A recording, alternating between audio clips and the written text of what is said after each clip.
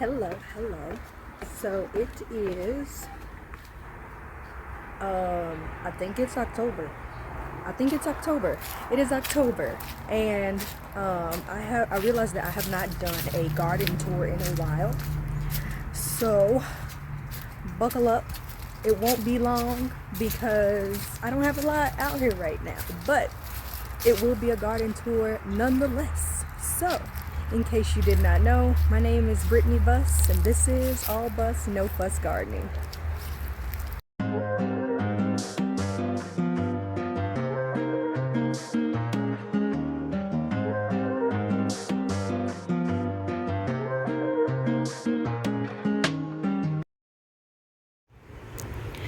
Alright, so we are going to start, as always, over here with my 3 individual beds. I did a lot of purging in my last couple of videos, so there isn't much over here, mostly just okra and tomatoes, and I am I'm happy about that. In this bed, we have 1, 2, 3, 4, 5, maybe 6 okra plants. I'm not sure. There's one right there, another there, 2 more tiny ones on either side of that one, another there. This is a random pepper plant, not sure what kind of pepper, and it has been here since the beginning of the season, and there isn't really much on it, but I just decided to leave it, let it do its thing.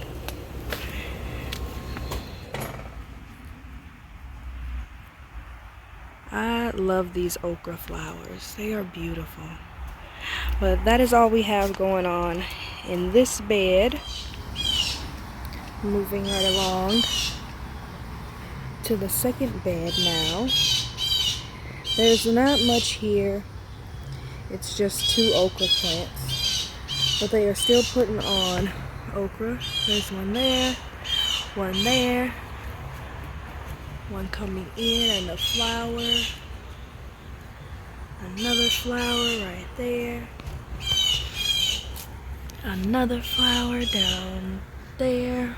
But the okra plants are doing really well over here. I think I'm gonna let that pod, and there's another one. Yeah, the pod right here in this bed. All 3 of those just kind of grow and just let it, I guess, like start to turn woody is what I'm waiting on.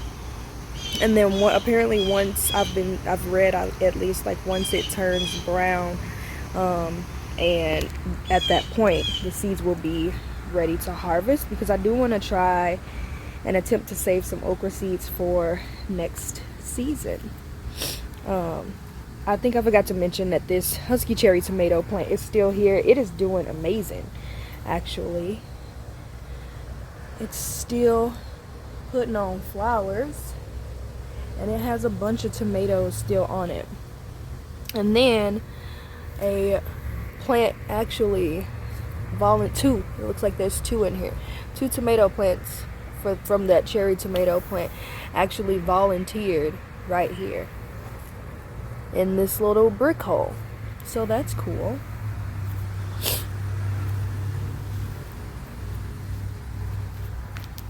Moving right along to the last bed over here. The only thing I have in this bed is 2 okra plants. They've been very tiny. They don't get much sun, but I have gotten some okra from them. There's that one, and then there's this one. Pay no mind to the mess over there. My marigolds, a spider that decided to move in there, and then I'm pretty sure that these are, I want to say like cayenne peppers. But yeah, that's all I have in this bed. So not a lot going on over here, and quite honestly I think I prefer it like that right now, just because it's a lot less work for me. Moving right along, I have a little hanging strawberry basket here that is just throwing out a bunch of runners. So I'm not mad about that. I do, however, need to figure out where to put all of these. Next season, we'll see. And in every brick hole along this backside, I have garlic planted in it. Marigold plant right here. Purple basil, purple basil, purple basil, more purple basil. I don't recall planting this much purple basil in this bed, but there it is. There is a tomato plant right there that is growing along that trellis. Right next to it is a loofah plant right there, which is contributing to the madness up there. And then next to it is a serrano pepper plant. Right behind that is the lemon basil plant. And this is my random zinnia that actually made it. I direct sowed a bunch of zinnias right here in this bed, and this is literally the only one that made it. So I was very surprised about that, but they're pretty. Another marigold plant, more garlic, and then another lemon basil in the back. And there is also garlic all along this backside here. I had space, like I had the extra garlic and the space, so I was like, I'm just gonna go ahead and plant all this garlic out and see what happens. And they all sprouted, so now we just gotta hope and pray for their survival through winter. We'll see how that goes. Here's where I direct sowed so a bunch of seeds on this side of the bed. These are radish. That, I believe, is spinach. I think. We'll see. Or maybe we won't. What else is over here? Not much. So I have no hope for fall gardening at this point. I feel like the only thing I might get is garlic. Of course, there's more garlic there, in all of the holes of the bricks. And they have all sprouted up. I think I have over 50 garlic cloves that sprouted. Yeah, a little bit over 50.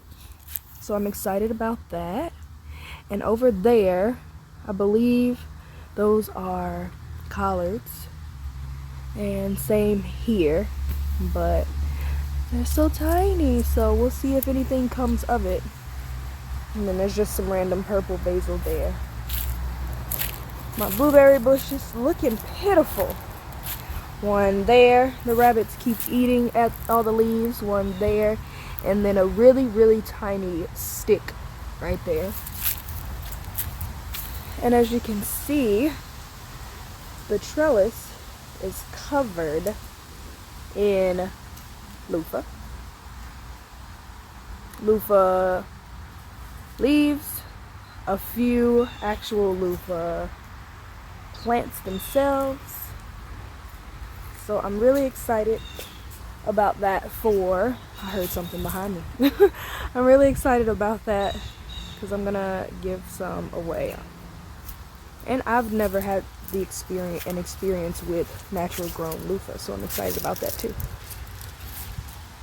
Yeah, very excited. I think I'm gonna just leave all of these on the plant to dry out, unless we get like a frost before that happens. Underneath the trellis, I think that might be my lime basil plant there. Purple basil. These had tomatoes in them, but I ended up pulling them because the tomato plants weren't doing too well. Sweet potatoes, more sweet potatoes, and then a shishito pepper plant. And right across the way, sweet potatoes, aroma tomato plant. It only has like 3 tomatoes on it, so I'm really just waiting on those to finish up, and then I'm probably gonna pull that one.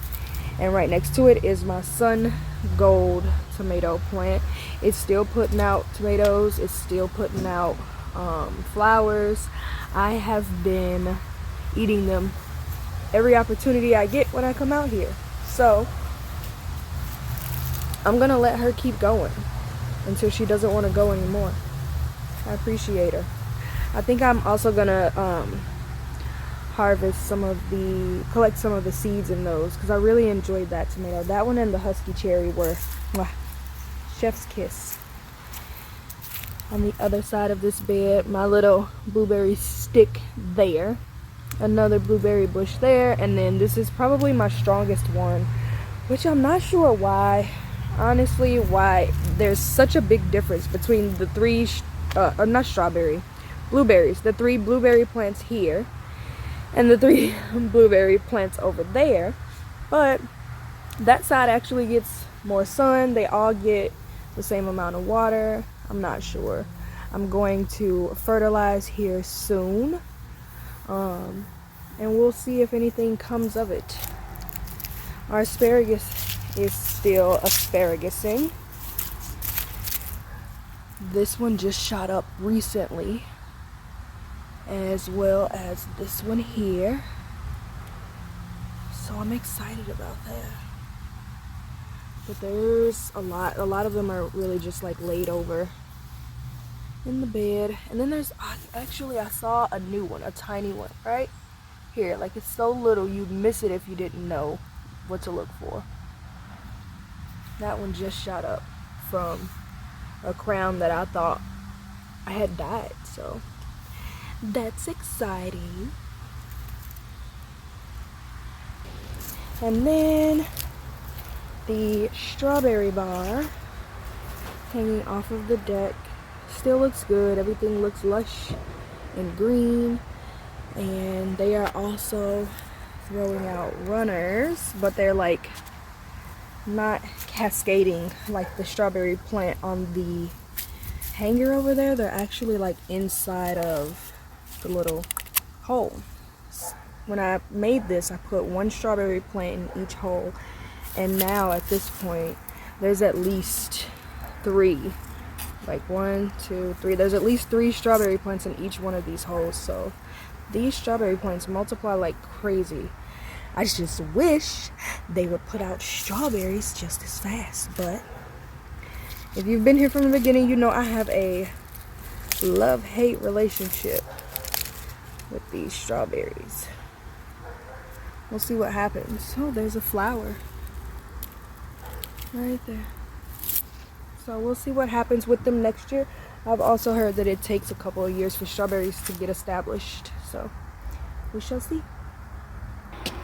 Moving up to the deck, my very dead eucalyptus plant, but it's starting to like grow new shoots, like little side shoots, so I think I'm gonna try to clip and cut back and see if it encourages new growth. I've never grown eucalyptus. I've never had the pleasure of growing eucalyptus, so I'm gonna learn as I go with that. My lemon balm is looking okay at the top. Like, all of the new growth looks amazing. There are some leaves toward the bottom that have like little burnt edges. I'm not worried about it because the new growth looks fine. I think I might have burned it maybe when I was fertilizing. I don't know, but yeah, I'm not worried about it. We'll see what happens. And this is my basil. It is trying to flower on me.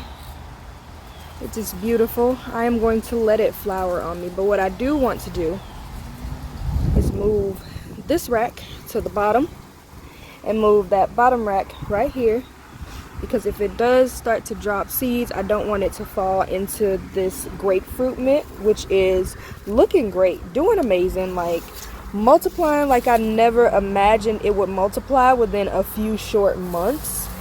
And there's even like, I'm just now seeing this back here too, like it's just growing along the soil, like it's gonna just take over like I always wanted it to. I'm so happy for that. So happy for her. But she's looking great. She's looking amazing. I have these things all over my yard.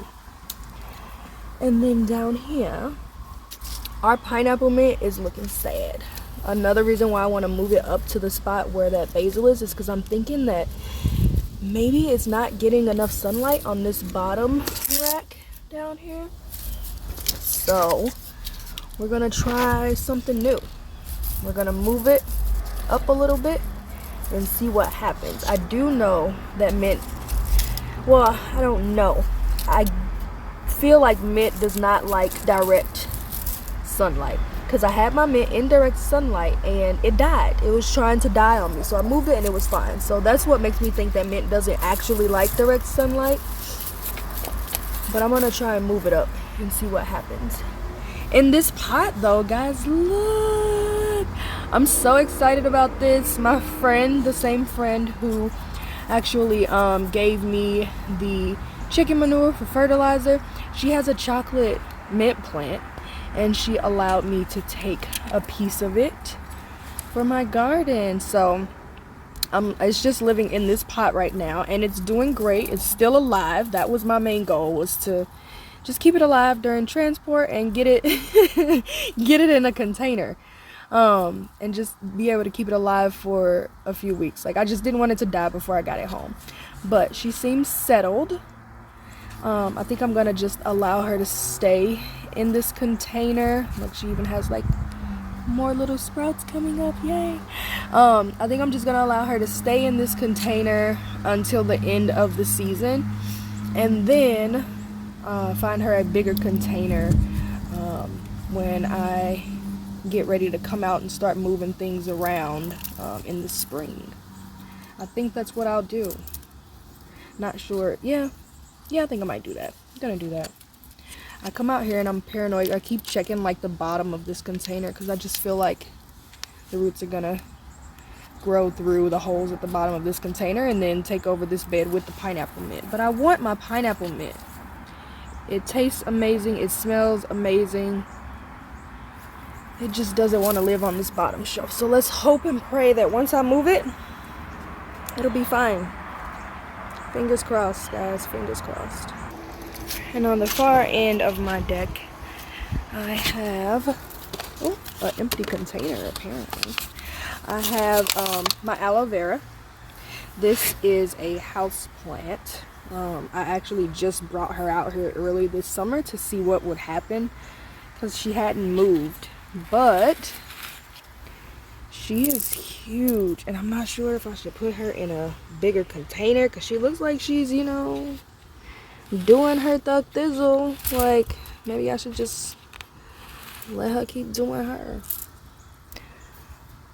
I might just do that, let her keep doing her. If this thing don't get out of the way. Okay, so guys, this right here is a, what is this? Citronella plant that died. I have 3 of them in that type of container. All 3 of them died. But the one that is in a different container and the one that is still in the original container that they came in, both of those are still alive. So I'm gonna blame this container and say this container killed my plant, because it can't be me, right? It's not me. This tomato plant, I was gonna pull it out, I didn't.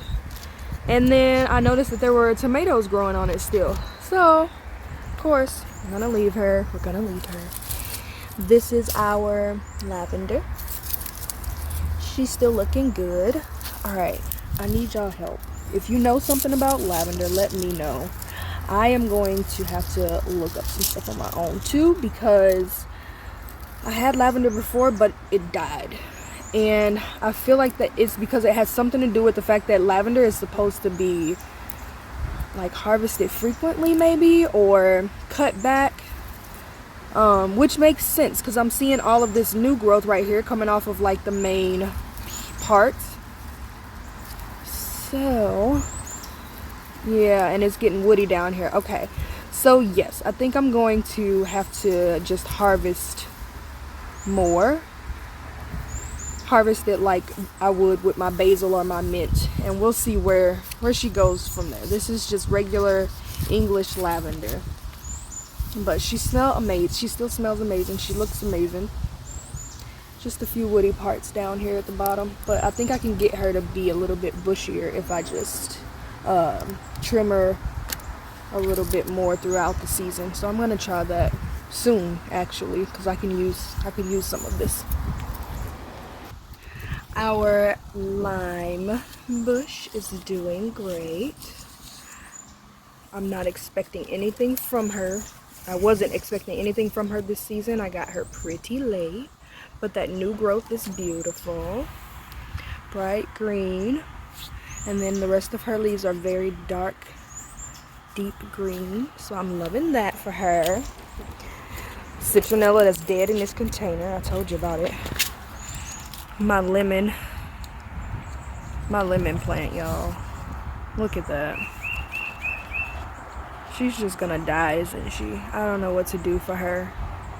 I thought maybe it was, oh, she needs some fertilizer. Nope. Oh, she needs more water. Nope. Oh, maybe I'm watering too much. No. So if she ends up dying on me, I may just, I'm gonna leave the lemon life alone. She'll traumatize me. Look at that thorn. She'll traumatize me if she dies. We'll see what happens. Right next to her, another house plant that is about to die. My purple oxalis. And this is the citronella plant that actually is still in the original container. It's a small little container and this plant is huge, which brings me back to, why did all of these die? Who knows? Whatever. I'm upset and I'm over it. I'm not over it. I'm upset still, as you can see. And then we have my roaming dude, or also known as Cherascantia, and she's beautiful. I love when she puts out these flowers. I love how rapidly she grows. She is also a house plant. I brought her out here earlier this summer to see if she would enjoy the outdoors, and she does. She looks great. She's living her best life. So I'm just gonna leave her to keep doing that. And lastly, we have more lemon basil that is trying to go to flower, which I am going to let it. I think I'm about done harvesting basil for the season. So that's that. So that is all I have for this garden tour. Thank you for joining me on it. If you like this video, then like this video and give it a thumbs up if you have not done so already, and subscribe to my channel. I really wish you all a beautiful evening, and again, thank you for spending this time with me. I will see you in the next video. Bye.